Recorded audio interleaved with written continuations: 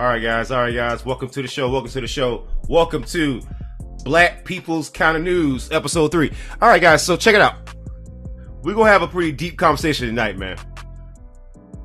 We got to talk tonight, man. We got to have a conversation, as you can see. As you can see, we got to have some talks about your boy Lil Tuck over here. Your boy Tucker Carlson. Listen. We all kind of knew something was off about Tucker Carlson. We all had our suspicions, but man, I didn't know it was this bad.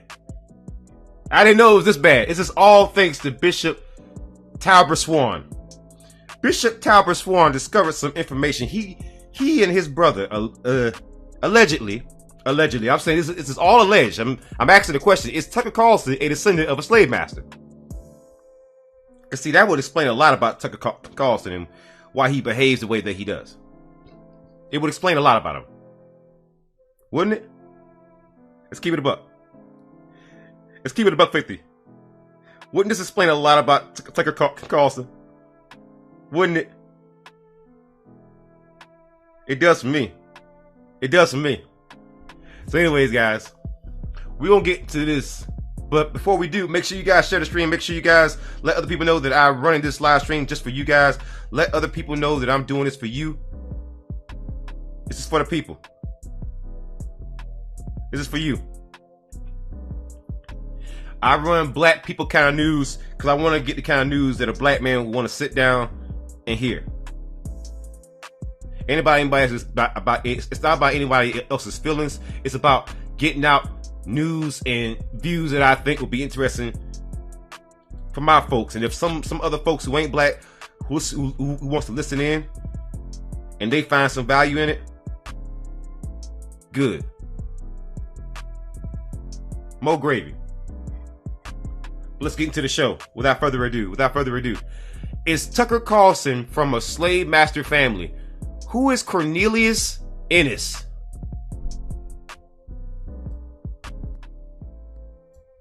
Who is Cornelius Ennis? Written by Ann Brown of Moguldom Nation. If you're not watching, if you're not following, you're not reading moguldumnation.com. Moguldom.com. Moguldom.com. If you're not reading that, I don't know what you're doing because you're missing out. Moguldom Nation, they put out a lot of good pieces. And I always quote from them, man. I love to. You know, Ann Brown, she's on point. Ashika Harrison, on point. Love them. Much love. Salute to them. Most people know Tucker as a conservative news commentator who was most recently ousted from his longtime post at Fox News. But according to religious leader Bishop Talbert Swan, what many people don't know is that the right-wing commentator may also hail from a slave master family. It also seems Carlson is related to Cornelius Ennis, who is believed to have been a slave owner. In an interview with Moguldom Nation, Swan explained how he discovered this information. Oh boy. Oh, Tucker Carlson, you might have come from slave masters, Tucker. Oh, let's get into this one. As you come in, make sure you tap in the stream. Make sure you share the stream with everybody that you know. Make sure you share it on every social media platform that you can be on, because this is going to be heavy tonight, y'all. It's going to be heavy. We got to get into it. It's going to be heavy. Because really, this would explain a lot about Tucker. It would explain why he does things that he does. It would explain some of his biases. It would explain why he feels the way he feels about black people, why he makes some of the statements that he made and continues to make. This is from Bishop Talbert Swan. Quote, "My brother and I do a lot of genealogical research. We found evidence that Tucker Carlson is a descendant of Cornelius Ennis, former mayor of Houston, Texas.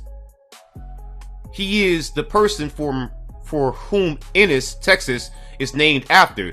He was a slave owner and a Confederate blockade runner a Confederate blockade runner. Wow, end quote.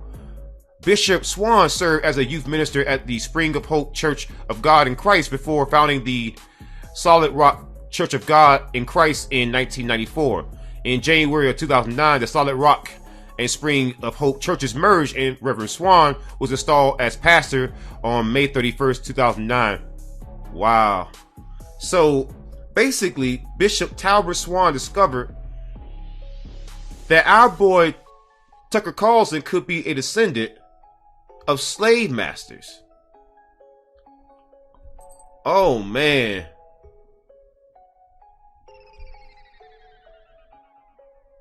Swan said that he and his brother made the connection between Carlson and Ennis.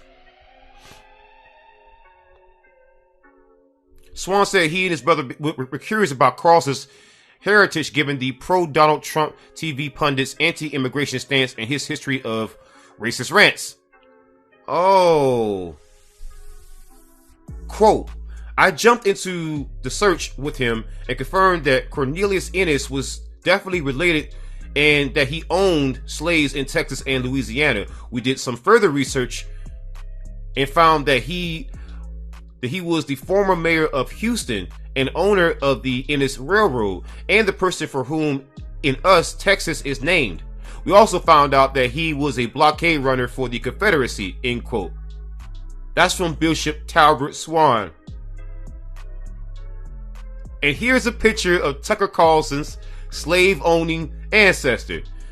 It's a tweet here from Bishop Talbot Swan.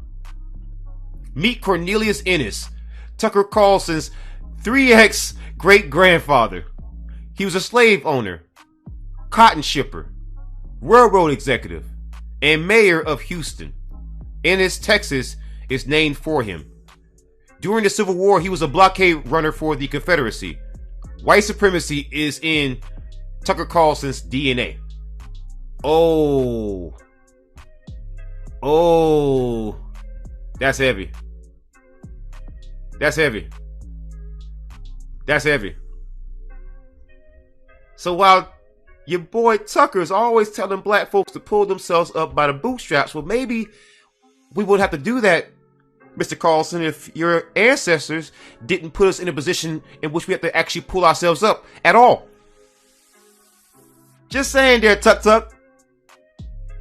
Isn't it very interesting when you find out some of the true motivations behind people's rages? Some of their views? You see, Tucker saying some of the anti-black racist nonsense that he usually says. It wasn't just money for him. You know? You could pay a dog to wag his tail, but there's no point because it's gonna do that anyways. Right? So people are paying Tucker to do what he would gladly do for free. Because it runs in the family. See? Runs in the family. He comes from slave owners, but has the nerve to come to black folks and tell us to pull ourselves up by the bootstraps. Excuse me, sir. Excuse me, sir. Your family is what caused my family to have to even reach for bootstraps in the first place, Mr. Carlson. See, all these white folks love to tell us, love to come and lecture us about pulling ourselves up by the bootstraps, but then you find out people like Tucker here are from slave owners. How do you get to come to me as a descendant of a slave, as a descendant of a slave owner, and then tell me to pull myself up by the bootstraps? When your wealth that you were born into, Mr. Carlson, was built up over generations and started off of slavery. And yes, I agree. He's definitely a trust fund baby, but he's a slavery trust a slavery trust fund baby. See, goes a little bit deeper. There's a lot of trust fund babies out there, but he's a slavery trust fund baby. See? So anybody out there who's a fan of Tucker out there, don't come to me talking about, you got to pull yourself up by the bootstrap. The black community got to do this. The black community got to do that. How about you get all these slave owners out of your families first, and then you can come back to me. Until then, shut up. How about that? How about that? Because in this country, we love to talk about history and don't forget, never forget, all these bunch of slogans that you put on t-shirts. Right? Don't forget, never forget. And you know what I'm talking about. Several scenarios fit that. If it fits in, fit it in. But my thing is that everybody tells us to never forget about their struggles. This man profited off of the backs of my people, but has the nerve to tell others to pull themselves up by the bootstraps. Sir, your family took my family's boots. The straps, the laces, all that stuff. It's called slavery. You come from slave owners. And by proxy, you are the descendant of a slave owner, and every single dime you were born with, trust fund, baby, came from slavery money. It's called blood money. See? He had the nerve to say, to talk about how white men fight. Talk about how white men fight. Excuse me, white men have always fought dirty. If white men ever fought clean, then please go over to the African continent, go over to the Asian continent, go over to Australia. Some people call it Oceania, but Australia. Go over to Alaska. Go over to any part of North or South America and ask any of those people, ask any one of those people, how do white men fight? No, don't ask the white people there. Ask the natives from those parts of the world. Ask them how white men fight. Go to the average Native American casino or the average Native American reservation and go ask Native American and go ask the natives, how do white men fight?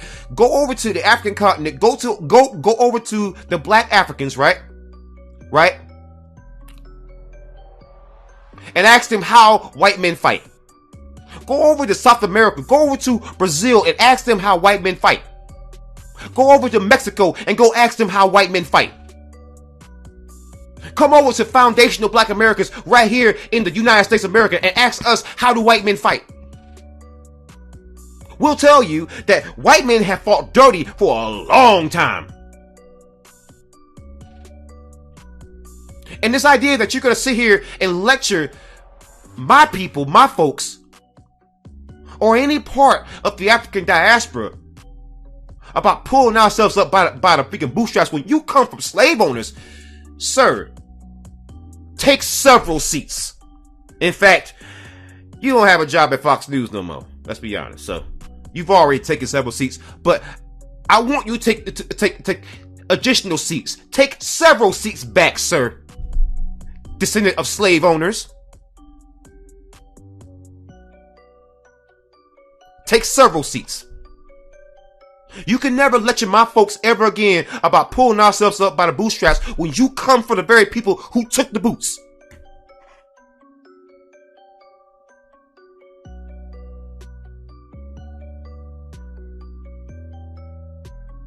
You come from the very people who took the boots. The very people who took the boots. So you know what? I'm so glad that your white privilege ran out for your little job there. You made enough money. But sir, you don't ever get to lecture my folks ever again. You sit down and you run your mouth like a good little white supremacist. Alright? You know, people like Tucker Carlson, the reason why he annoys me so much is because he's been given everything in life, every leg up possible.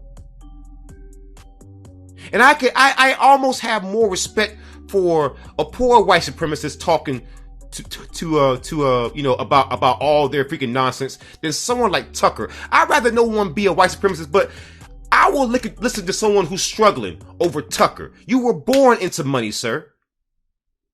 Your opinion is invalid because you don't know what it's like to be the common man. You've never been put into that position. Your family has never been put into that position because of slavery, sir. And you were born into wealth. So I don't want to hear about, I don't want to hear your opinion on freaking anything, because I have more in common with a down south white person than you on any level. On any level.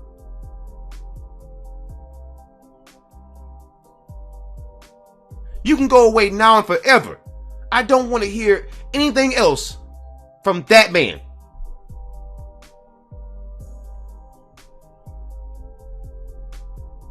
So I have a thing about people lecturing black folks about pulling ourselves up out of bootstraps. You gotta do this, do that and this and that and this and that and this. Listen, if I was born with Elon Musk wealth, if I was born with freaking Jeff Bezos wealth, if I came into the freaking game with freaking Bill Gates wealth, I would have influence, I would have money without having to earn it. And that's what the whole system of white supremacy is. It's a system of earned goodies, benefits. They're invisible. You really can't see them a lot of times unless you quantify it. I mean, you can't materialize a physical version of mass incarceration that disproportionately targets black men. But you know it's there. You got studies. You can literally count the prisoners, but you don't have a singular picture you could just hold to your hand. Like, for example, a picture of a police officer with a knee on someone's neck.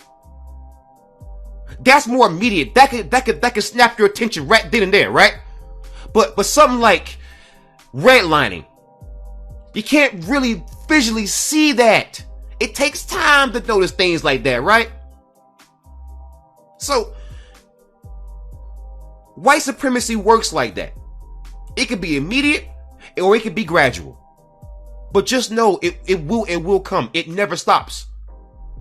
And these people who benefited off of the backs of my folks have the nerve to come along and tell my folks how to do what their ancestors should have done. Your ancestors should have pulled themselves up by the bootstraps instead of putting my folks into chains.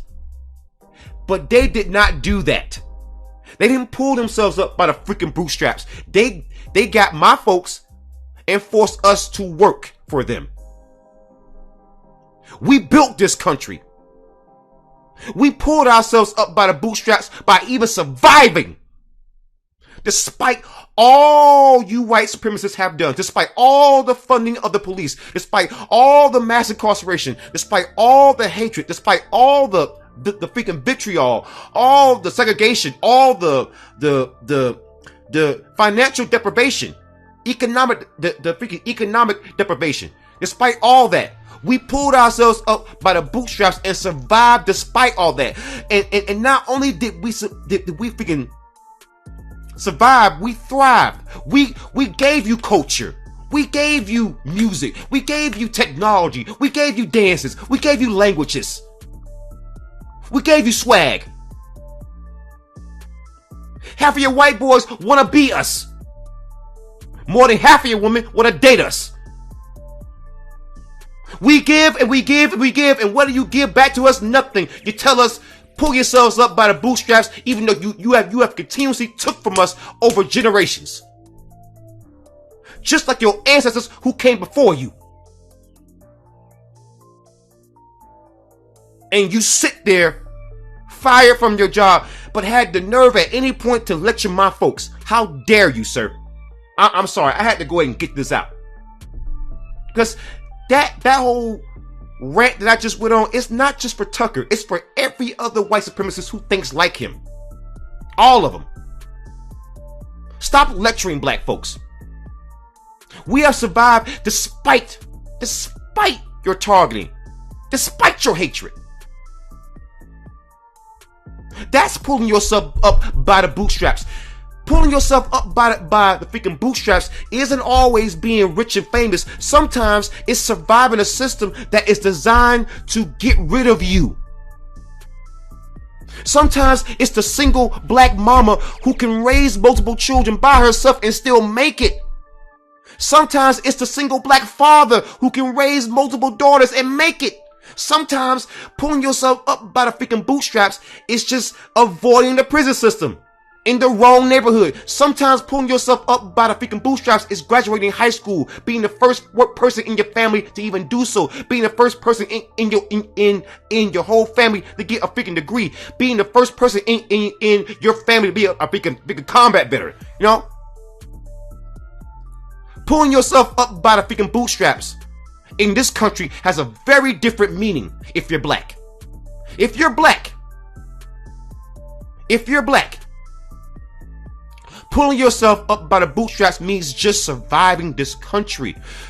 If you're a black parent, pulling yourself up by the freaking bootstraps means making sure your child makes it out of that house and makes it back. If you're black, pulling yourself up by the bootstraps is going into a bank and getting a loan. Something as small as that for white folks, you think about all the time, but for black folks, that just seems out of reach, man. And people say, well, a lot of people feel like it's out of freaking reach. That's great. You feel like that now. We felt that way for a long time.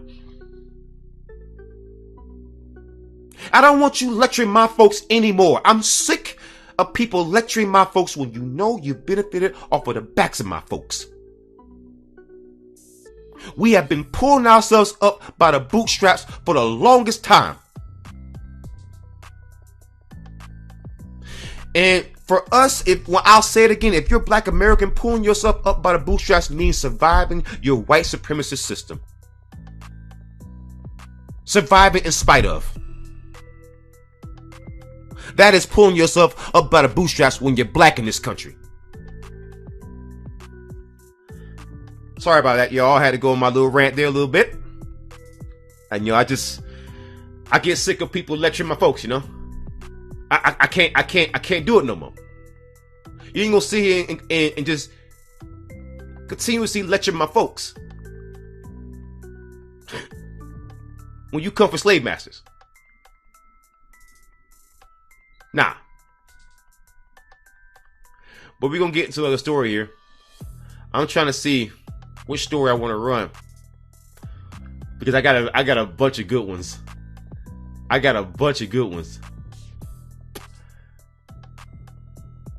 Let's get into this one, man. This one's about to get good. This comes from Alternate. All right. Alternate. Stuart Rhodes' sentencing rant unwittingly exposed deepening rift among right-wingers, extremism expert says. Oh boy. Let's get it. This man got 18 years. The leader of the no, he was the Oath Keepers leader, not the freaking Proud Boys. But his mama is actually Hispanic. So see, most of these people who are leaders of these right-wing organizations, they ain't white no more. I gotta tell you. Just gotta, I gotta keep it a buck. The source here is Alternate. So it exposed a deepening rift among right wingers. So let's get into it, man. This is gonna be fascinating.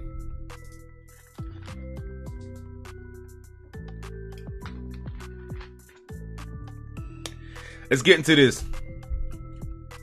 According to extremism expert Juliet K.M., During Oath Keeper head Stuart Rose's rant before he was sentenced to 18 years in prison on sedition charges, he threw fellow right-wing extremists under the bus. As she notes, Rose's rage-filled diatribe and defense of his actions leading up to the January 6th insurrection revealed a growing schism among extremist groups. Oh boy! Oh boy! This is about to get good. Ooh, let's discuss some of these riffs. Oh boy. In her column for The Atlantic, she wrote, Rhodes also unwittingly revealed deepening fissures in the far-right movement that 2 years ago resorted to violence to keep Donald Trump in the White House. The defendant used some of his time to distance himself from the Proud Boys, another extremist organization with whom he had met in the days before the insurrection. So basically, he pretty much threw the Proud Boys under the bus, which means the Proud Boys and Oath Keepers, they pretty much aren't going to be friends. Oh boy, this is good. I love it. I love it. With this attack on the Proud Boys, she wrote, Rose was announcing to the world, I've been misunderstood. The Proud Boys are the ones you want. Oh! Oh no! He said, it's that man Enrique Tarrio. Enrique. He said, Enrique Tarrio. He the one you want. Oh man, Stephen Rose, the leader of the Oath Keepers. He just threw the Proud Boys under the bus. Yo, they beefing. I love to hear it though. I love to hear it. As Kayem explained, the growing mistrust between far-right groups is a bonus for Americans. Oh, no. What did you do? Stephen, what did you do, buddy? Did you just cause a rift in the right wing? Writing that the rift appears to be deepening. And on January 6th, a variety of groups put aside their differences, but solidarity is difficult to sustain. As prosecutions continue and participants in the insurrection try to save themselves, divisions within the far right over ideology and strategy, as well as conflicts driven by pure ego, are reasserting themselves. Oh man. So the kids are just running amok, man. Without their leaders, the kids are just running amok. She also said here, over time, mismanagement and general pettiness distract many extremist groups from their cause. Al-Qaeda and the Islamic State similarly devolved into catfights as they lost on battlefields. Rhodes, who imagines himself an intellectual, appears to feel tarnished by alliances with mere racists. That he would defend himself in court by complaining about the Proud Boys signals to would-be followers that he's self-absorbed. Not that he's sacrificing himself for a noble cause. An effective way to combat right-wing extremism is to put its leaders' selfishness on display. She added, hopefully, in the meantime, let the infighting continue. Oh, man. Oh. So, your boy Stephen Rose from the Oath Keepers, he caused some infighting with the far right. Oh, I love to see it, man. I love to see it. It is beautiful. It is beautiful. I love to see it. Because I know there are certain folks right now who are very upset with me for even saying that. How could you say that? How could you say that? Let me tell you something, man. The best part about this, right, for black folks, is that so long as these fools are fighting each other, they won't bother us. So when your enemy is making a mistake, do not interrupt them. That's why I say I'm just gonna poke fun at you. I ain't gonna push it any further. Right? I won't push it any further.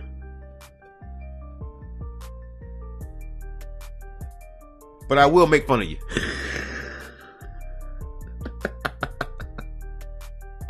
Lord have mercy.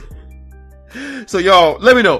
What do y'all think about this story, man? What do y'all think about Stephen Rose causing a deepening far right rift within the far right? What do y'all think about that story, man? Let me know. We're gonna move on to a different story, man, because I tell you, it is beautiful, some of the things happening in the country, even though we're living in somewhat of a nightmare. there's certain things that we got to go over. Now, this story is crazy.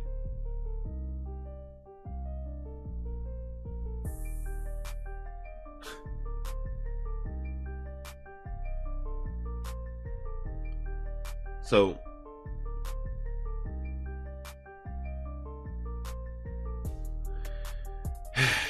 this is kind of crazy. We're gonna get into the story here, a bad cop story. This comes from ABC 13, right?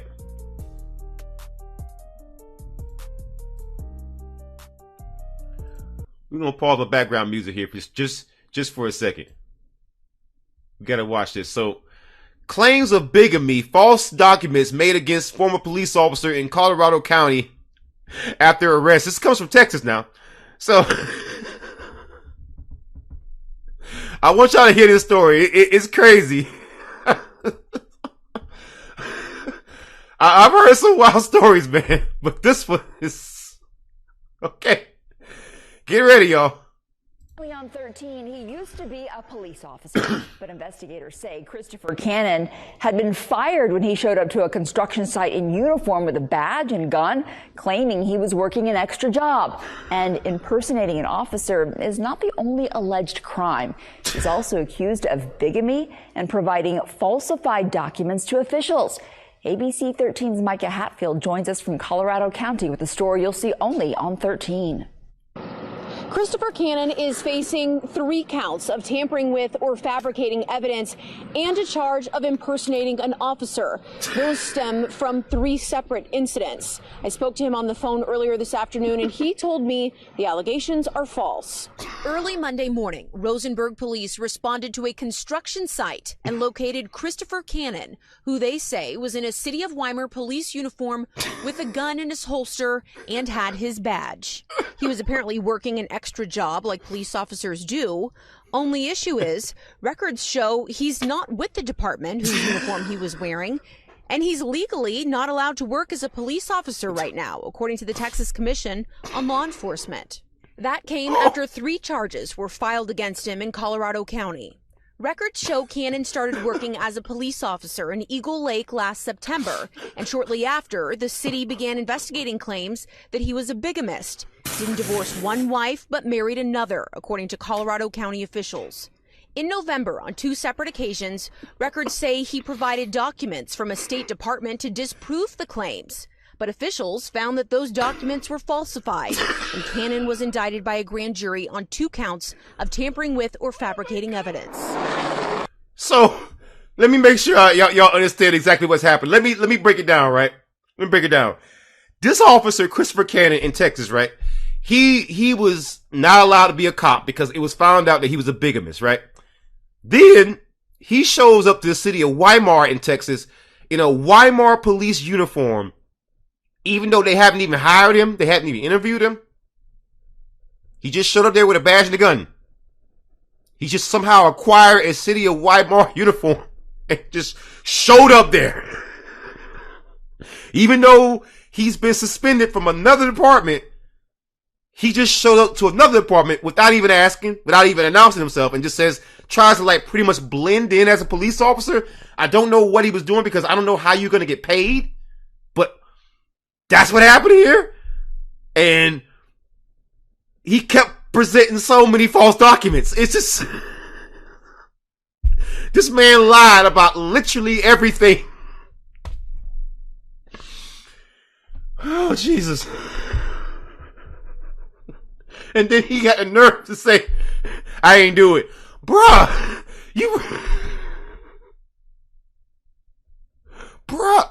listen. How can you say I ain't do it when you walk into a police station? Allegedly, I would imagine police stations, they got cameras. I would imagine the other officers say, hey, you know that guy? No? I'm confused. I don't know what happened here. Why would you do this? I don't get it. What? Jazz in Java says he was after something like to make evidence disappear. That could be it, but how do you show up to someone else's place of work or show up to a place of work where you don't even work? You somehow acquired a work uniform. What? Bruh.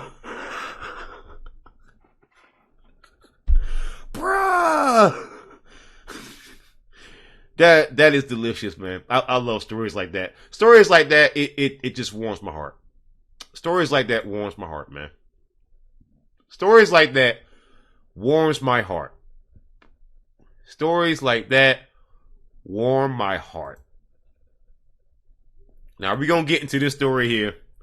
Y'all gonna like this story here, man. Y'all gonna like this story here. And listen, we hold no bars here, man. We holds no bars here. Now, there's a report that this man, according to the Boston Herald, your boy here, ran his police department like a mafia don. Oh man. Yeah. See, that's what's going down with law enforcement these days, baby. Your boy here, former police chief Joe Solomon. Yeah, he ran his department like a mafia don. He said, "Kiss the ring, baby." Let's get into this story here. A new report commissioned by the city of Methuen describes former police chief Joseph Solomon as a don of an organized crime family and states he was a co-conspirator to get an unqualified former city council president a police detective job that defrauded the city out of $400,000. Sean Fountain, a former city firefighter and city council president, who the 203-page investigative report put out by the Stern Group described as a police officer impersonating, is the center of the document obtained by the Herald. The document was released March 27th and amended on Monday. Oh boy. It's Monday as of April 6th when this article came out of this year. Quote, on 1 July 2016, Fountain was appointed an intermittent police officer by the city of Methuen's police chief Joseph Solomon. Fountain was a beneficiary of a high level of preferential treatment that was so blatant that it was criminal. He was treated differently from the 4 intermittent officers hired when he was, end quote. Solomon earned more than $300,000 a year while he was chief, according to multiple reports. The report states that Fountain forged the report states that Fountain forged a certificate that claimed he graduated from Northeast Regional Police Institute, or NERPI, in 1995, but the report alleges that it was actually an altered copy of a retired police lieutenant's actual certificate. So he took a retired cop's credentials and he altered it and just put his name and info on it. Oh boy. That is, well, you can't do that. You can't do that. I mean, you just can't do that. You just can't do that. I tell you, that is a no-no. That is a big no-no. I gotta say.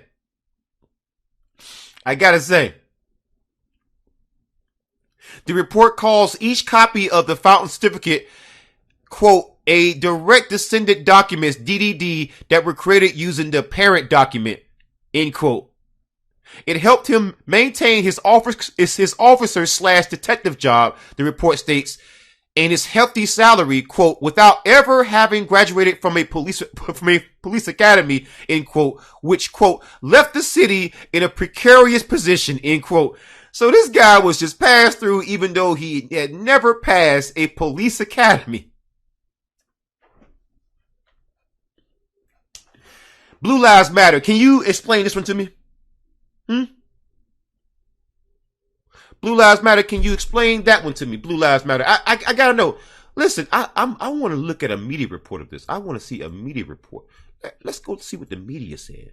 I want to go see what the media said. I want to go see. Is there a video? I want to go see a video. Let me go to YouTube's.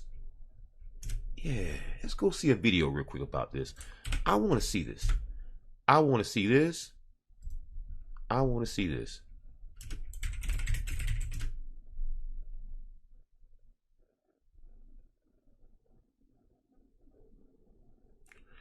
Oh boy, let's see here. Joseph Solomon. That guy. Yeah.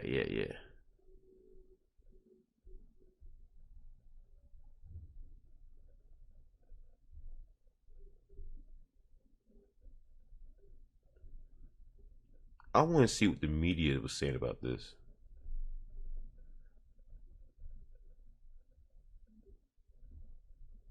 Because there's not a lot of mention of it, I gotta say. The longtime police chief in Methuen is retiring less than 3 weeks after he was put on. Let's see here.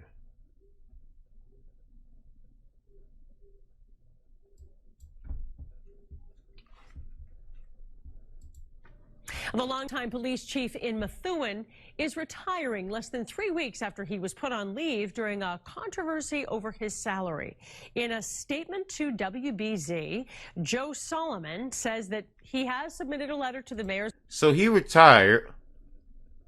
He resigned. He put on leave. Okay, so he's retiring.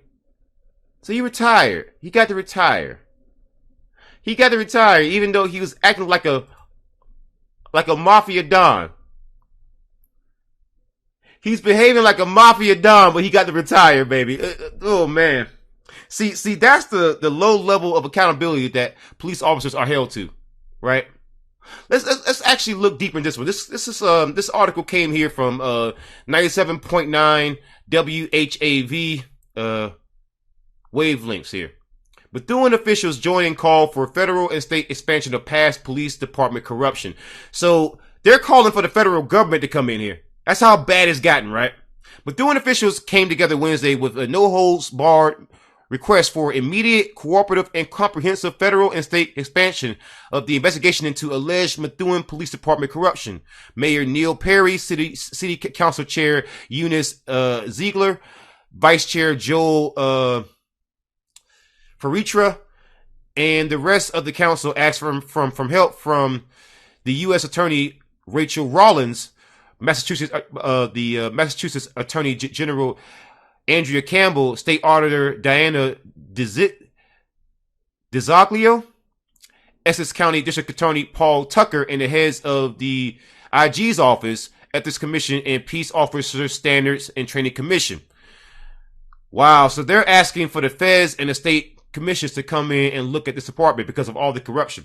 This guy hired a bunch of officers who were not qualified. Right? So let's look into some of the problems here, right? They added a report by the IG, Glenn Cunha, released in December of 2020, and the state Civil Service Commission review released this past January, quote, collectively detailed clear wrongdoing that imperiled city finances through unsustainable compensation increases resulting from subterfuge, and harm public safety through threatened police layoffs and the violation of merit principles and credentialing laws pertaining to police hiring, end quote. So he was overinflating salaries. And then when the city refused to pay for the overinflated salaries, he was threatening layoffs, and those layoffs would have put the city in danger. Wow. So he literally was running like a mafia. This is basically what the old style mafia would actually do, right? They would create a danger and then have you pay for protection from the danger. You would basically walk up to a business and say, hey, it's dangerous out here. You need protection. And then the business would say, well, we don't need protection. We're just fine. We haven't been robbed or anything. And then you would send some guys in to go rob them, or you would do things to make the neighborhood less safe. And then you come back to the business and then you'd say, hey, you sure you don't want to get some protection? That's essentially what this man did here. He literally ran this like a mafia don as a police chief. That's wild, bro. That's wild. This man, yo. So once again, I'm going to repeat exactly what happened here. This guy, former police chief Joseph Solomon, right? He ran his police department like the mafia runs their business, right?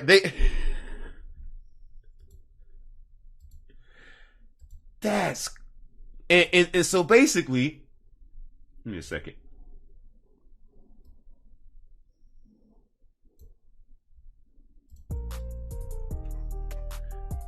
So basically, this guy ran his police department the same way the mafia would run their racketeering like business, and they would run their extortion type of business, right? Whereas they would go up to a business and they would say, hey, you need protection? And of course, they'd say, no, we don't need protection. We're good. And then that person would cause problems with their neighborhood and then go back to them and then get the protection money. Well, this guy, he hired unqualified police officers. He overinflated his salary and the salary of his police officers to ridiculous heights. And then when the city refused to raise the salary even further, he then started laying off officers to intentionally cause crime when the city had more than enough money to pay for officers without overinflated salaries. So it was essentially an extortion scheme. He was extorting money from the city and paying himself and his officers loads of cash while doing so. Literally like a mafia don. Literally like a mafia don. Dang. Dang.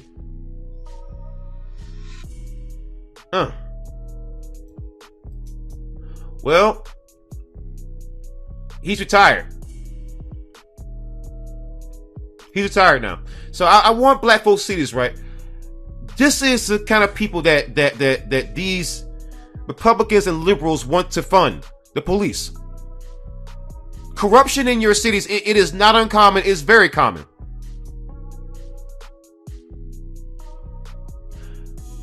Anyways, guys, it's going to be it for me tonight. I want to have a short stream under an hour. This is the third episode of Black People's Kind of News.